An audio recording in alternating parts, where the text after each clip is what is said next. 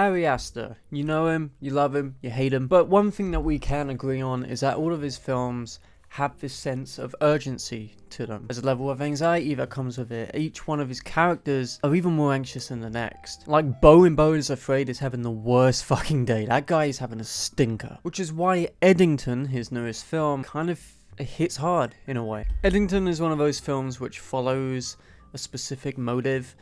It follows the MO of the 2020 pandemic that we are all used to. It shows its characters in light, of which, yeah, we all kind of get. During the COVID-19 pandemic, a standoff between a small town sheriff and a mayor sparks a powder keg as neighbor is pitted against neighbor in Eddington, New Mexico. And while this isn't my favorite Ari Aster film, I think that it delves into particular categories and particular things that I think are pretty well done, to be honest. And I want to talk about what I did like first. I think the performances, especially from Joaquin Phoenix, amazing. Aster gets a certain thing out of Phoenix of which other directors just don't. Like, you see him in a few different things and he's quite stilted, he's quite laid back, quite reserved. But then you look at him in Ari Aster films such as Beau is Afraid, such as Eddington, where he just lets loose. Everything his character does kind of sparks some kind of controversy, and you see that in the expression of Phoenix, who, to be honest, probably gives my favorite performance he has done this decade so far. And I think that's down to Aster writing Phoenix in a way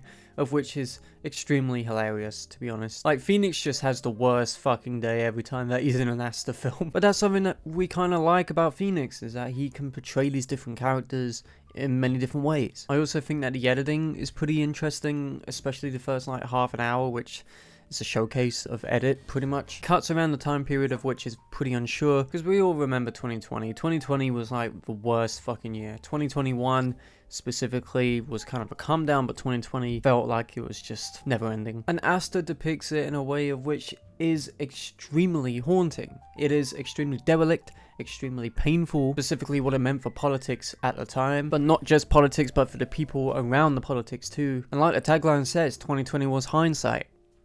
Yeah, no shit. Where people should have been united, they ended up being pitted against each other for their own motives. And Aster gets about it in a way of which I think is pretty interesting. But it doesn't always work. And that was the issue for me. We all know that Aster can do so many different things. Like, his films always stretch the imagination of what you think that they can do. For instance, Midsummer isn't just a film about festival-going horror extravaganzas, but it's rather about grief and the depiction of it, specifically in younger people. Hereditary, the same thing. It is kind of like his films are delving into different territories. And yeah, Eddington is definitely one of those things. But he doesn't always sum it up in the best way. A lot of what Eddington does feels a little bit messy. I was super engaged with the first hour. The first hour had me hooked, but then it just kind of falters off and there's no real pathway that it wants to go in. It wants to put all of its eggs in one basket, but it hasn't got the strength to carry them. For instance, it starts off with the whole dynamic between the mayor and the sheriff, but then that's kind of forgotten and is talking about BLM, talking about several different things that happened in 2020, which makes sense on paper, but in execution, it is lacking that bite. It's lacking that curiosity that came with that time. And sure, there are scenes which are pretty rage-fueled, pretty mean-spirited too, but it tends to forget what it wants to say. It grabs so many different things by the neck that it almost feels as if it's just letting go of it all. Which reminds me to talk about Austin Butler, whose character is this crazy right-wing conspiracy theorist who has this agenda of which he's trying to push onto the sheriff, but we don't really get a good gauge of why he's there.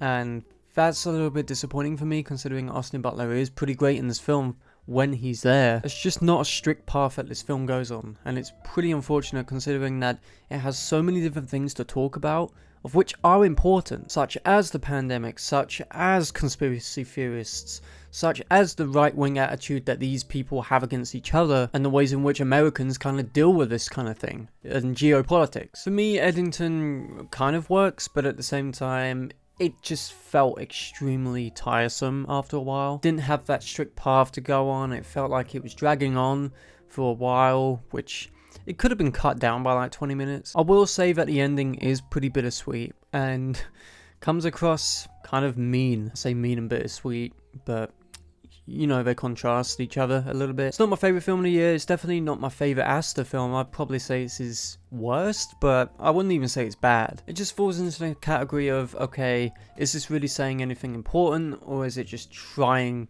to look important? I'm going to give Eddington a 6 out of 10. Pretty solid effort. I'd say that I enjoyed most of it, but yeah, I'm just kind of a little bit disappointed by it, honestly, because I was really looking forward to this. And I saw that Ehrlich gave it a good score, and we know what that guy's like. But those are my thoughts on Eddington. Thank you guys for watching this video. Don't forget to like, comment, subscribe, and tell me down below what you want to see from me next. And I'll see you guys in the next one. Peace.